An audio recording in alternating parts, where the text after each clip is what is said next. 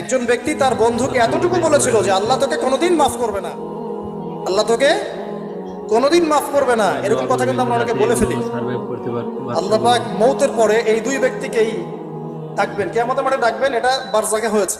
বলবেন আমার রহমত নিয়ে কথা বলার ইখতিয়ার তোমাকে কে দিয়েছে? আমি কাকে মাফ করব কাকে করব না এই কথা বলার ইখতিয়ার তোমাকে কে দিয়েছে? আজকে আমি তাকে মাফ করে দিলাম, তোমাকে জাহান্নামে দিয়ে দিলাম, যাও। অতএব আল্লাহ রাব্বুল আলামিনের এই বিশাল রহমত আমরা পাবো, আশাবাদী ইনশাআল্লাহ। এই কারণে আমাদের প্রথম যে বিষয়টা ফোকাস করতে হবে, আল্লাহ রহমত পেতে হলে আমাদের অবশ্যই বস্তুবাদিতা ত্যাগ করতে হবে। আল্লাহ পাক দুনিয়া পছন্দ করেন না, দুনিয়ার মোহে যারা ডুবে থাকে আল্লাহ এদেরকে পছন্দ করেন।